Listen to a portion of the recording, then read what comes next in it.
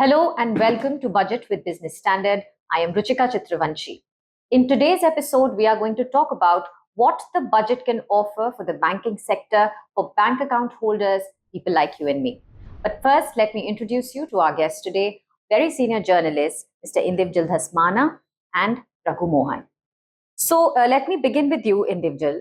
Well, first, one of the things that we have to watch for in this budget, as far as banking sector goes, is Finance Minister's speech, which may give a lot of direction to where the banking sector is headed and other reform-related announcements. So, first of all, to you, I want to ask that bank saving deposits, current account deposits, have been declining. Is there something that the FM can announce or can the budget provide to rectify the situation?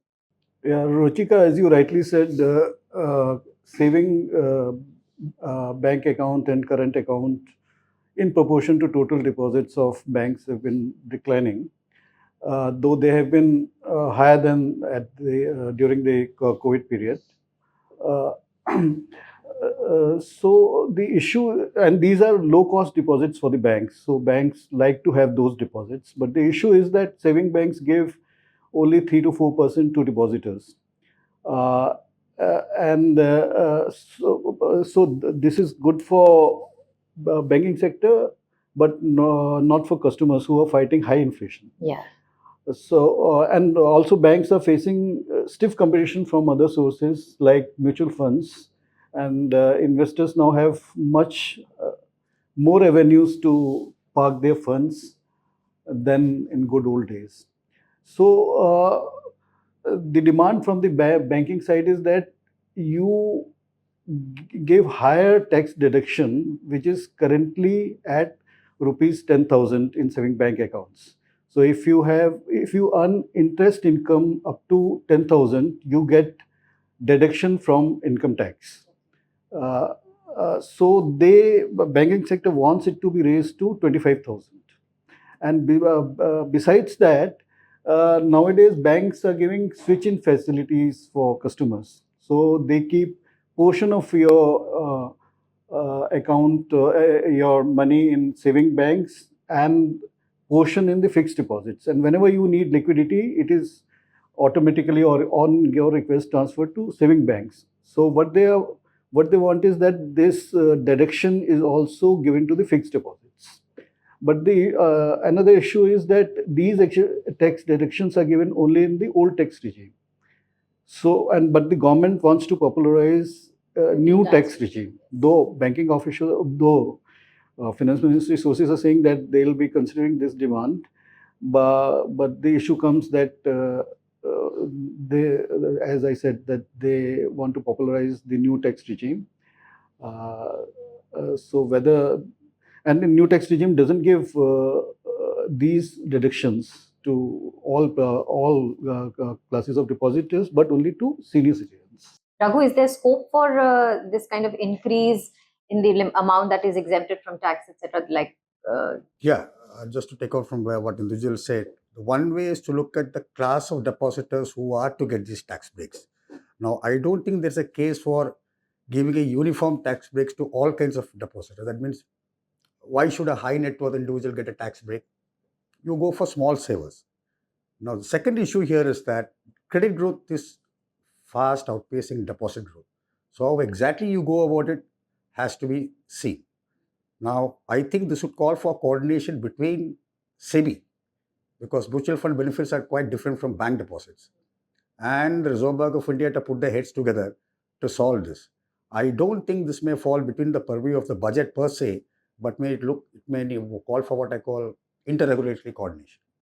Now, the other big issue that when we think of banking sector right now is on top of the minds is the IDBI privatization. Do you think budget will provide the finance minister in her speech, for instance, can she provide any clarity on what's happening with IDBI privatization? In the specific case of IDBI bank disinvestment, I think there is enough clarity as far as the operational issues are concerned. Now, the privatization has not gone through, not because of any lack of clarity from the ministry. That's because the Reserve Bank is working on its fit and proper conditions. Now we have two bidders, Emirates, Group of Qatar, and Fairfax. Fairfax already has a stake in Catholic Syrian Bank. No investor can have stakes in two banks at a time. So that's something which has to be decided by the banking regulator. I don't think this again falls within the budget. What about two more PSU banks which had to be privatized? So much speculation going around about those names. Yes, I have a feeling that the two banks which remain as undefined as of now was subject to the IDBI bank disinvestment going through. Now, once the IDBI bank deal goes through, you may get some kind of clarity on who those two additional candidates are. But I don't think before that we may get any indication in this budget at least. This is also something that requires the whole amendment of the Banking Regulation Act. Nijal, what is your sense of the situation? Besides amendments in Banking Regulation Act, the government will have to amend Banking Acquisition, Transfer and Control Acts of two different years. But my sense is that this requires political consensus also, since trade unions are very strong in the banking sector, and besides, there are reservations among deprived castes that once an entity becomes privatized, they don't get reservation, and those section of those castes shunned BJP in elections, and a committee of BJP which looked into the disaster of BJP in UP elections did say that your government jobs are being outsourced and they don't get reservation. So that kind of political consensus is required to be built before government goes for privatization. Okay. Now, besides these two PSU banks, Raghu, as we were discussing before the show, you were mentioning this RBI Internal Working Group's review, which talks about that NBFCs with an asset size of more than 50,000 crores and including those owned by corporate houses, could be considered for conversion into banks. So, do you think FM could also talk about new bank licenses in her speech? Is that something that's on the anvil? Very much. She can give a guidance on that, except that taking off from what individual said, it's a political hot potato. Some of these NBFCs are linked to large industrial groups who borrow substantial amount of credit from banks. Now, if you were to give them, it raises other issues. Will these new entities use their own banks to take funds? I don't think we can go down on that route. What you may see is NBFCs who are predominantly in the financial sector getting a look in. Say, I don't want to take names, but just for the sake of an example, say Sri Ram Capital or say the Bajaj Group. Those could be the candidates, but I don't think NBFCs which are aligned to large manufacturing entities will get the go ahead even now. Okay. The other thing that the budget has done in the past, and it has been Prime Minister Modi's big agenda also, has been the whole financial inclusion. We've talked about it on G20. India's example has been given when it comes to direct benefit transfer. We've had the Jan Dhan Yojana. But Indivijal, what is the state of financial inclusion in India right now? And do we need the budget to give it more push? Do you see that happening? Yeah, various social sector schemes that budget is going to be announced, maybe done through DBT, direct benefit transfer, which will enhance financial inclusion. And already Jan Dhan Yojana and various other schemes on DBT have enhanced financial inclusion. But now going forward, another issue comes of co-lending by NBFCs and banks to those unbanked sector or which don't get easy access to bank lending, which includes micro and medium and small enterprises, MSME sector, and other groups, self-employed groups. So that co-lending issue has not taken off much, and now a committee headed by SBI officials are looking into this. This may be announced in the budget. So something for MSME sector that can be done through the banking sector? Co-lending, if the issue is resolved of how much risk cover will banks have and how much risk cover will NBFCs have, since banking sector gives much higher lending in co-lending than NBFCs. So if that issue is solved, then co-lending could take off.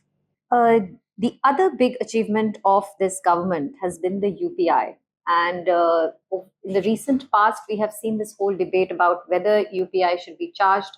And there seems to be a difference of opinion between RBI and the finance ministry. Raghu, you've maintained that the issue is not settled yet. Do you think this budget could offer a direction in that sense? The stated position of the government of India is that UPI will continue to be free.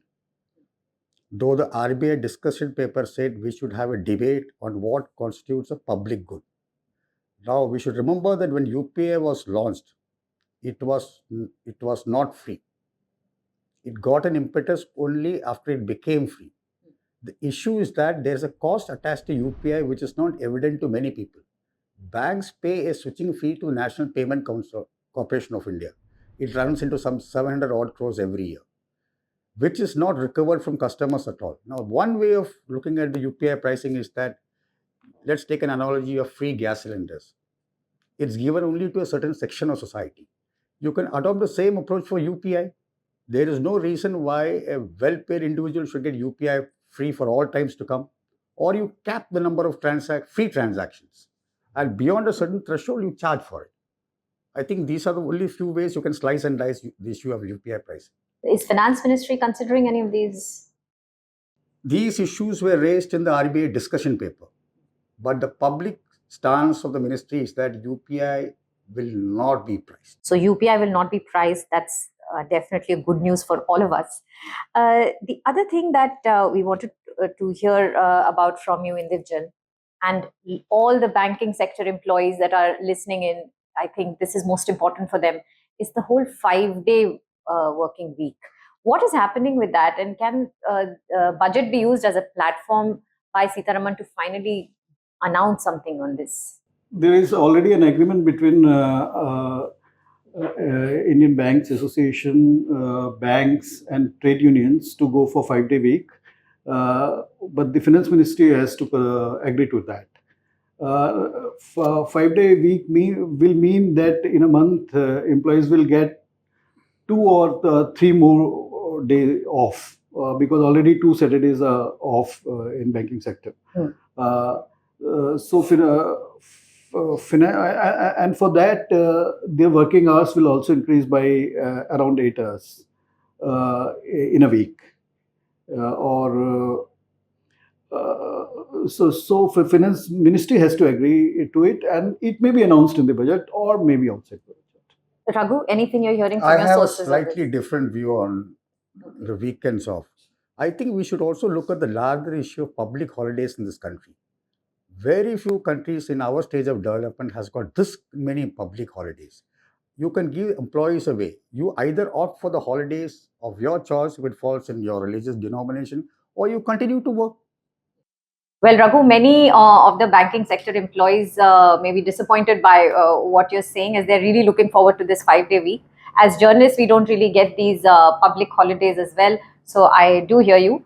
But let's hope there is some reprieve for the employees and for bank account holders as well in this budget. Thank you so much for watching. Hope you enjoyed this show.